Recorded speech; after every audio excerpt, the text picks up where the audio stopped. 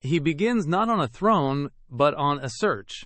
Saul, a tall Benjamite from a family of some standing, goes looking for his father's lost donkeys, a mundane errand that draws him toward a prophetic appointment he did not seek and could not engineer. The text lingers on his stature and appearance, details that matter in a culture where kings symbolize protection and strength, yet it quickly undercuts expectations by showing his hesitancy and modesty. When the young man meets Samuel at Ramah, he learns that the seer, an older term for prophet, has been told by God to anoint him prince over his people Israel, to save them from surrounding enemies and internal fear. 1 Samuel chapter 9 verses 1 to 27, 10 to 1. Cf.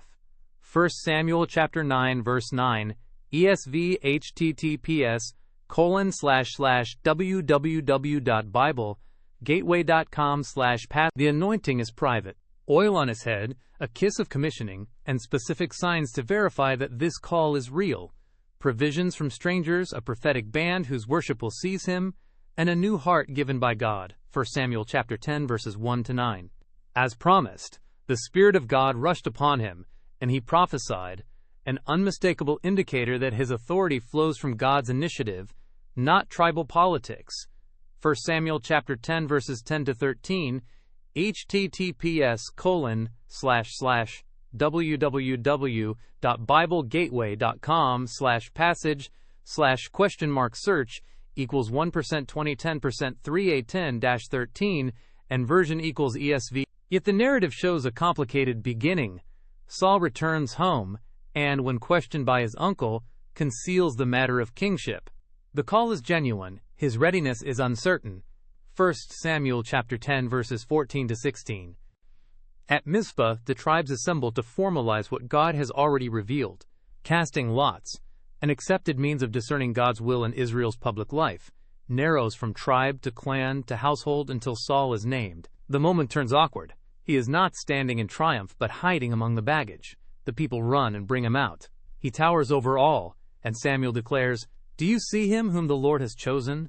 The crowd shouts, "Long live the king!" Still, the text notes a dissenting murmur. Certain worthless men despise him, questioning his ability to save. Saul held his peace. 1 Samuel chapter 10 verses 17 to 27. ESV https://www.biblegateway.com/passage/?search equals 1% 20 Samuel% 2010% 3a17-27 and version equals ESV closing parenthesis. It is an important early snapshot of the man and the moment. Divine calling affirmed, public ceremony completed, mixed reception endured. The kingdom's legitimacy will be proven not by ceremony but by deliverance. News arrives from Jabesh Gilead, an Israelite town east of the Jordan. Nahash the Ammonite surrounds the city and offers a humiliating treaty.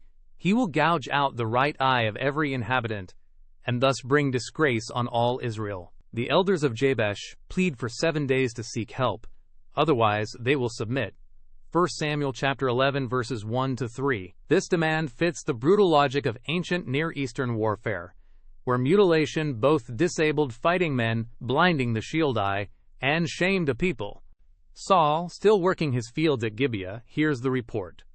This time, hesitation is displaced by holy urgency. The Spirit of God rushed upon Saul when he heard these words, and his anger was greatly kindled. 1 Samuel chapter 11, verse 6. ESV https://www.biblegateway.com/passage/?search equals 1% 20 Samuel% 2011% 3a6 and version equals ESV closing parenthesis. He hews a pair of oxen and sends the pieces throughout Israel, a symbolic summons reminiscent of earlier Israelite musters, warning that anyone who refuses to follow him and Samuel will have his oxen treated likewise. 1 Samuel chapter 11 verse 7. The fear of the Lord falls on the people, and a nationwide levy assembles. The new king now functions as the text says he was anointed to do, to save Israel from their enemies. Cf.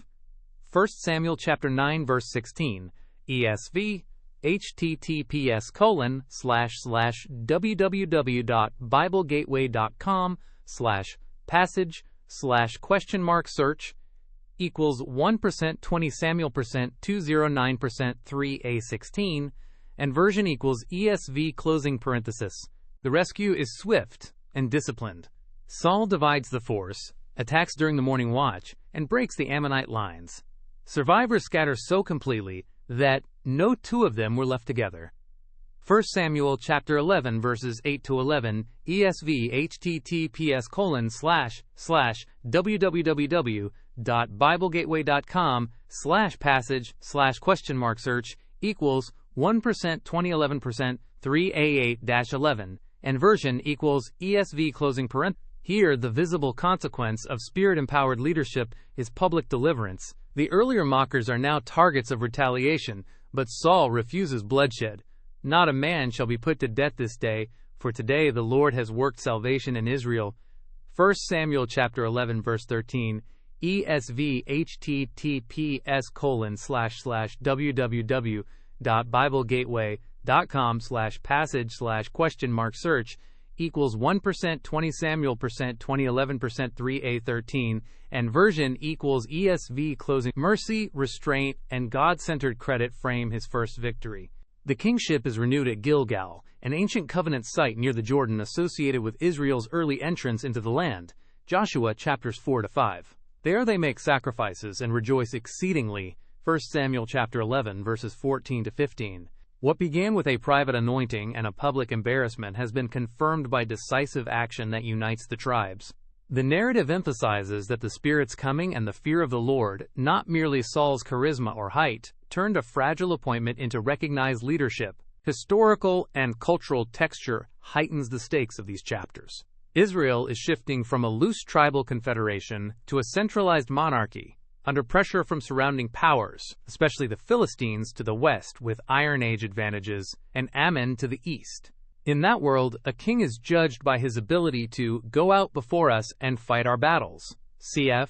1 Samuel chapter 8 verse 20, ESV, https://www.biblegateway.com/passage/?search equals 1% 20 Samuel 208% 3a20 and version equals ESV closing parenthesis. Saul's early reign meets that test, yet the scenes of concealment and silence, hiding among baggage, withholding the full story at home, absorbing insults without response, suggest an insecurity that will later collide with the demands of obedience. Scholarly note: Deuteronomistic perspective.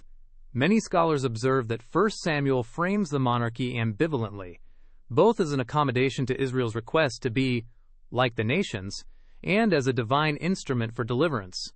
In this reading, chapters 9 to 11 present a balanced portrait. God initiates, the Spirit empowers, and the people are saved. But the narrative also plants seeds of caution about the king's heart and the contours of covenantal authority. See 1 Samuel chapter 8, https://www.biblegateway.com/passage/?search equals 1% 20 Samuel 208 and version equals ES. No apocryphal sources are needed to understand this section. The biblical text provides the essential contours of place: Ramah, Mizpah, Gibeah, Jabesh Gilead, Gilgal, actors, Samuel, Saul, Nahash, and sequence: call, confirmation, crisis, deliverance, renewal. The arc is clear. God chooses and equips. The people recognize and rally. The king succeeds when he depends on the Spirit and acts for the common good. The crown, for now, rests securely. But the story has already hinted that strength without settled trust can be as fragile as a voice hiding among the baggage.